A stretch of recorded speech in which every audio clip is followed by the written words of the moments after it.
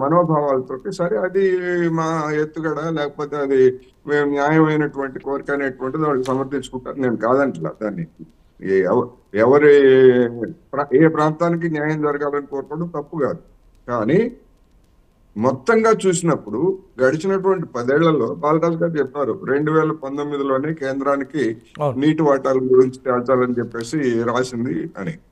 నేనేమంటున్నానంటే ఆ రాసినటువంటి పెద్ద మనిషి ముఖ్యమంత్రి కావచ్చు లేదా రాష్ట్ర మంత్రి కావచ్చు ఎవరైనా కావచ్చు, ఆ తర్వాత జరిగినటువంటి పరిణామాలు ఏమిటి, దాని గురించి దాన్ని పక్కన పడేసి చెత్తబుట్టలో పడేసినటువంటి కేంద్ర ప్రభుత్వానికి ప్రతి సందర్భంలోనూ మద్దతు ఇచ్చారు తప్ప మా నీటి వాటాలను తేల్చలేదేమో అని చెప్పేసి ఎప్పుడైనా కేంద్ర ప్రభుత్వం మీద ఒత్తిడి చేసినటువంటి అనేక మీటింగ్స్ వీరు బైకట్ చేశారండి. అనేక మీటింగ్స్ వీళ్ళు వెళ్ళారు, బైకట్ చేశారు నీటి వాటర్ కోసం.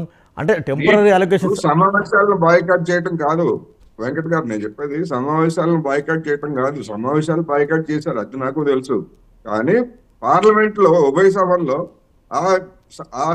తేల్చాల్సింది ఎవరు? కేంద్ర ప్రభుత్వం. ఆ సమావేశం కాదు కదా. ట్రిబ్యునల్ వేయాల్సింది సమావేశం కాదు, కేంద్ర ప్రభుత్వం. ఆ ట్రిబ్యునల్ వేయకపోతే ఎందుకని ప్రతి సందర్భంలోనూ మద్దతు ఇచ్చారు? అప్పుడు ఏమైనా ఇదిగో మా ట్రిబ్యునల్ వేయలేదు, ఇది మాకు సంబంధించినటువంటి జీవనమరణ సమస్య అని చెప్పేసి లేదండి. తెలంగాణ కోటేశ్వర తెలంగాణ అంశమే నీటితో నీళ్లతో ముడిపడి ఉన్నది. అది పెద్ద సబ్జెక్ట్. కానీ ఈ 10 ఏళ్లలో సాగునీటి రంగానికి కాసింత న్యాయం జరగలేదా? సాగునీటి వ్యవస్థ మొత్తం చిన్న భిన్నమైందా? నిన్న వారు విడుదల చేసిన శ్వేతపత్రం ప్రకారం చిన్న భిన్నమైందని నేనైతే ఆ మాట ఆ పదయాలు నేను ఉపయోగించను అనను. కాకపోతే ఏంటంటే నిన్న ఇచ్చినటువంటి శ్వేతపత్రం దాని ప్రకారం ఏంటంటే గతంలో ఉన్నటువంటి ప్రభుత్వాలు బడ్జెట్ నుంచి సాగునీటి ప్రాజెక్టులకి ఖర్చు పెట్టారు. ఆ బడ్జెట్ అనేటువంటిది దశాబ్దాల సాగుతుంది. బాలరాజు గారు చెప్పినట్టు నాగార్జున సాగర్ ప్రాజెక్టు ఎంతతో ప్రారంభించి ఎంతతో ముగిసిందని అందరికీ తెలుసండి. కానీ ఇక్కడ జరిగింది అప్పులు తీసుకొచ్చి కాళేశ్వరం ప్రాజెక్ట్ లో ఉన్నటువంటి వివిధ పథకాలని నిర్మించారు. ఓకే, ఇక్కడ దానిలో జరిగినటువంటి పరిణామం ఏంటంటే రాబోయే ఈ సంవత్సరం మొదలు పెడితే అంటే 16,000 కోట్లతోటి రుణాలు ప్లస్ అసలు వడ్డీ ప్లస్ అసలు పెడితే 10 ఏళ్ల పాటు దాన్ని చెల్లించాల్సి వస్తుంది. 10వ సంవత్సరానికి వచ్చేసరికి 16,000 కోట్ల నుంచి 9,000 కోట్లు కలుగుతుంది అనేటువంటిది ఒక వాస్తవం. అది బీఆర్ఎస్ అధికారంలో ఉన్నా అదే చేయాల్సి వస్తుంది, లేదా కాంగ్రెస్ అధికారంలో ఉన్నా అదే చేయాల్సి వస్తుంది.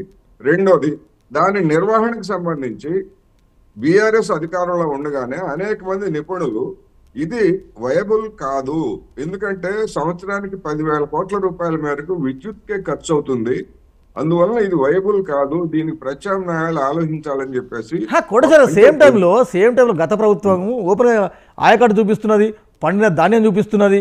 ఇక తెలంగాణ రాష్ట్రం వచ్చిన తర్వాత సాగునీటి రంగం ఎలా వృద్ధి చెందిందో ఓపెన్ గా. ఇప్పుడు మనం హైదరాబాద్ లో ఉంటాము.